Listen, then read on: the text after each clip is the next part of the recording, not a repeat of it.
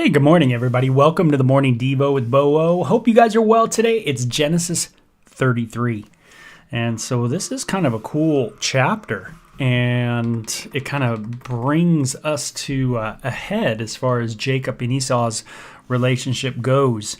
So it's a little later than normal on the devotion. It's 9:30, so I'm 30 minutes late. And for some reason, the Facebook feed wasn't functioning today, so it wasn't allowing me to actually do the feed. So I had to kind of just jimmy it up so I could do it through YouTube. And so if you're joining me, hey, welcome. Welcome to the morning devotion. My name's Beau, and I love to do my devotions just through the Bible, just read through the Bible. I know a lot of people attend church, but they've never actually gone through the entire scripture. Instead, they tend to watch little clips here and there of scriptures. Maybe they have a devotion where they get like a little Bible verse in on your phone or something like that, and it's like the verse of the day. And a lot of people go that way, but unfortunately, you don't understand kind of the flow of the Bible, and a lot of questions are left unanswered when you just kind of hit and, have this kind of shotgun approach to understanding the Bible. It's best just like any book. If you're going to read, Tolstoy, you probably should start at the beginning of the book. Or if you're going to read Huxley, or you're going to read Orwell, or whoever you're going to read, you need to start at the beginning and kind of go through it. And that way you can understand the themes and the topics and what the subject matter is and the type of literature that's being that's on the page, so to speak. And a lot of your, again, questions will get answered if you just read. It's amazing. I was doing a Bible question and answer show the other day, and a lot of the questions that are asked, even by people that don't believe, are really, they're answerable just if you read the actual Bible.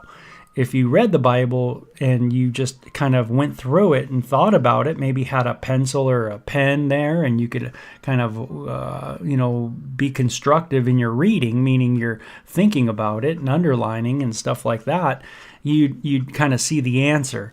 But a lot of people, like myself, just didn't take the time growing up at all. We weren't raised around it, a lot of us, and a lot of us just became very antagonistic. Like me, when you're raised very progressive, you basically tend to live in that subculture, that culture of progressivism. And so there's a philosophy behind that, and you tend to have that philosophy in your life, and that's how you're brought up, and you tend to see the world through that. And anyway. Okay, I didn't start reading the Bible till I was probably 17. But let's get into it. Jacob meets Esau. Finally, it says, Then Jacob looked up and saw Esau coming with his 400 men. Ooh. So he divided the children among Leah, Rachel and his two servant wives. He put the servant wives and their children at the front, Leah and her children next, and Rachel and Joseph last. Then Jacob went on ahead, and as he approached his brother, he bowed to the ground 7 times before him. Then Esau ran to meet him, embraced him, threw his arms around his neck, and kissed him, and they both wept. Wow, what a meeting. I mean, think of how intense this must have been. I mean, Jacob, the guy who steals his brother's birthright, is thinking that he needs to appease Esau with all these gifts. And he's worried about what Esau's going to do. What is Esau going to say? Sometimes that's how it is when we are going to deal with confrontation. We think the worst. This person's going to come at me. This person's going to come get me. And maybe they have in the past. And that's always a bummer, right? Because then you're always on your guard. Like, oh, what's this person going to do? What's this person going to do? You don't even want to see their name or see their text, right? Because they're just attack.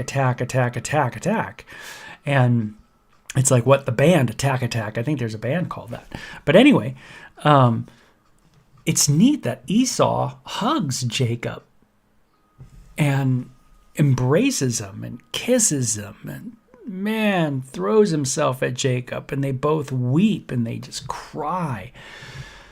It's amazing how much is in us, isn't it?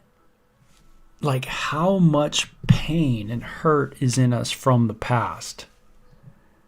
And I think a lot of times that's what we're doing in this life, like what we call living, is a lot of times trying to live and, in a sense, forget a lot of the past. We don't want to deal with it. Therefore, we ignore it and get into business and get into different things and, our businesses and our work and our effort and our doing skiing and our doing motorcycle riding and skateboarding and blah, blah, blah, and this and that and this and that, without ever really dealing with those inner things, those things that have gone on in our life and that really have been very emotional in our life. And so a lot of us just avoid and instead of dealing with that stuff, we tend to ignore it. Esau and Jacob, they'd gone through some stuff, and they had a mom that had a favorite. They had a dad who had a favorite, and that affected them, these two brothers, immensely. And these brothers couldn't seem to get on the right page together. And it seemed like constantly going at one another. And here you see them finally get together and have this time of just weeping. This reminds me of a time in my own life, by the way, where my brother, I have one brother too. He's a little older brother, a little older than me, of course. And we got together once when I was in college. And boy, I remember just weeping before him, weeping and weeping and weeping. And, I couldn't stop the emotion just thinking about what we went through as kids. And sometimes that can be an emotional thing, and we all deal with that in different ways. I think it's cool that they just sit there and weep. And Esau looked at the women, and maybe I need to be a person who's okay with that. Am I okay just with weeping before the Lord, especially? Am I okay? And I love the passages that say he stores up our tears in a bottle. There's some really cool passages like that. He knows our trials. He knows our pain. He knows our difficulty. He's sympathetic towards it. And it's okay to be emotional, with the Lord, for sure. Sometimes it's tough to be emotional with people because we don't know how people are going to really deal with our emotions. Sometimes it can get uncomfortable to be around someone who's very emotional. But especially in your family, in this context here, man, where you have family, issues and you have brothers and sisters and this kind of thing, man, it's good to, let it out. And these are the children God has graciously given to me, your servant, Jacob replied. Then the servant wives came forward and their children and bowed before him. Next came Leah with her children and they bowed before him. Finally, Joseph and Rachel came forward and bowed before him. They all bowed before Esau, man. He's the older brother. He's the dude who's really the firstborn, right? And what were all the flocks and herds I met as I came? Esau asked. And Jacob replied, they are a gift, my lord, to ensure your friendship. My brother, I have plenty, Esau answered. Keep what you have for yourself. Oh, man. There's some really cool things here. And I think it's kind of neat. It's like, do you respect, your older brother? Do you respect the person who is born first in the family? Do you have any kind of inkling of respect towards your siblings? Where you kind of go, man, I want to respect them and I want to honor them and I want to do right by them. And, I want to listen to them too. And kind of, that's how I respect them, is pay attention to them, not just fight them. Maybe they have something that I don't see. Maybe they're saying something that is true. And I'm not grabbing hold of it right now, but I need to, it's my older brother. I need to pay attention, find out what's going on. Maybe he's got something and I just need to listen a little better, listen a little more. Maybe I need to be submissive and learn how to be submissive to my brother and honor him as the firstborn child of our parents. I don't see nothing wrong with that. I think there's a beauty to that. I think when you have that kind of mentality, there's a learning that takes place in our heart, a learning of humility and submission. And those things are few and far between, in our world, meaning we need those qualities. What if no one submits? What if no one is humble? What if everybody's prideful and arrogant and boastful and proud? What if we all are boastful, proud, arrogant, and we think we're right? Everybody thinks they're right. Well, then we're all going to think we're right. And that's billions and billions of people autonomously thinking that they're right. And everybody will do what is right in their own eye. Sound a little familiar biblically, doesn't it? We have to learn how to humble ourselves and walk in submission and learn how to walk in unity. And that's the big thing that can really be forfeited when I want to get my way, is really any form of unity. Think about it in the church. Do I want unity? Or do I really want to be contentious and have my way? Am I willing to submit? Am I willing to come underneath?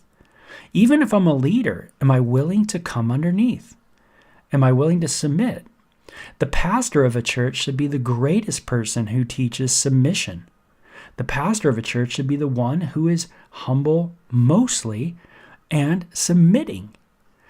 And that's a quality of his life. There shouldn't be a proud arrogance, boastfulness in the ministry. But yet we find that sometimes oozes out of the pastor. Something that we need to work on in our lives. Learning to walk humbly in my family might help me to walk humbly even, when I'm teaching the church. And Jacob insisted, "No, if I have found favor with you, please accept this gift." And Esau says, "Man, I don't want your gifts, right?" "Well," Esau said, let's be going. I will lead the way." But Jacob replied, "You can see, my lord, that some of the children are very young, and the flocks and herds have their young too. If they are driven too hard, even for one day, all the animals could die. Please, my lord, go ahead of your servant. We will follow slowly at a pace that is comfortable for the livestock and the children. I'll meet you at Seir." "All right," Esau said, but let me assign some of my men to guide and protect you." Jacob responded, "That's not necessary. It's enough that you have received me warmly, my lord." So Esau turned around and started back to Seir that same day. Think of the respect of calling him Lord, like a judge. He knew that Esau had some clout in the land. Esau was not a no-namer guy. He was a guy who definitely made a name for himself.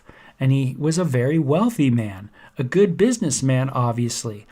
He certainly had the Hittites, because he married into the Hittite family. So, but Jacob doesn't go at him. He doesn't say, "Well, why did you marry?" He doesn't go that direction. Instead, he has respect for him, calling him by a title that would show in that day the utmost respect. So Esau turned around and started back to Seir that same day, and Jacob, on the other hand, traveled on to Succoth. There he built himself a house and made shelters for his livestock. That is why the place is named Succoth, which means shelters. So tabernacles, the feast of, you might have heard of tabernacles, Sukkoth, which means shelters. You might have heard that when it comes to the Feast of Tabernacles, that word Sukkoth, Succoth, meaning shelter. Anyway, it's something we'll get to later on down the road in the Bible. Later, having traveled all the way from Padam Aram, Jacob arrived safely at the town of Shechem in the land of Canaan. And it says, there he set camp outside the town. Jacob bought the plot of land where he camped for the family of Hamor, the father of Shechem, for 100 pieces of silver. And there he built an altar and named it Eloi Israel, which means God, the God of Israel. Okay. Jacob does something really cool. After his encounter with Esau, he says, hey, we'll meet up in Seir. But you know what? I'm going to go slow, and I got some things to do. And he goes into the promised land, the land that he's been promised, that he knows he's been promised. And he pitches not just a tent, but he buys land. And he buys land for 100 pieces of silver, and you start seeing there's going to be an ownership. Not only has Abraham purchased a part in the promised land, but you see Jacob as well doing this. And so Jacob now has a place, right, in this area, in Canaan, in the town of Shechem. And he sets it up, and he has a name for it, and that beautiful name is God, the God of Israel. Man, God, you've given me a promise, and I'm gonna put myself down right where you got me. Right where you've promised, that you were gonna be with me, and my descendants are gonna be okay. Even though Esau said, "Hey, go." Esau says, "Hey, come with me." He says, "Hey, man, I want to go. I want to do what God tells me to do." And he's got the promised land on his mind, which is really cool. Obviously, Jacob at this time is thinking about the Lord. And that's what I get out of it, is that, Jacob has his mind focused on God at this time, which is great. Because think of it, he's super nervous, he's super scared to see his brother again. He doesn't know what his brother's going to do. Is his brother going to kill him? For stealing his birthright? What's going to happen? And man, Jacob had to have that encounter, that incredible revelation with God, wrestling with the Almighty. Unbelievable. God on the planet, wrestling with Jacob. An incredible encounter to give him courage to move forward, but to move forward, at a slow pace. And so Jacob couldn't go ahead, couldn't get ahead, couldn't just run anymore. He had to slow himself down. I think sometimes as we get older, sometimes God's teaching us that, just to slow ourselves down. You don't have to go so fast. You don't have to do so much. You can just slow down and just plop down in the land. Not that you become complacent or dormant, but that there's a different pace to which God wants to move in Jacob's life. He wants Jacob to move at a different pace. Not so much God, but Jacob. And sometimes when we're young, we just spaz out. We're just spazzy. But as we age and we go through difficulty and trials, sometimes we'll learn some lessons. And we learn just to be patient and just to wait on the Lord and go to that place where we've had encounters with God. To be in that place, that's what's more important is, than all the things out there, all the things we can do. The most important thing is just to be in that place of worshiping God, of dwelling in the land of promise, that place where God is close. And isn't that so true? Don't you want to today just dwell in the place, where God is close to you? And that can be right where you're at right now. As you just call out to God. He's with you. He's in you. He can work through you. All of that. Instead of feeling compelled where we have to go, do, control everything. Jacob's learned that, man, so many things are out of his control. He can't control his brother. He can't move fast anymore. He can't run anymore. He's going to have to learn just to lean on the Lord. As he has that bad hip now. So cool chapter. Short one, but a very cool one for us to think about. Hey, I hope you have a great day. And just as we see Jacob and Esau having a beautiful reunion, pray that we too, in our conflicts in life, there'll be some great reunions as well. Great reconciliations. So you guys take care. Bye-bye.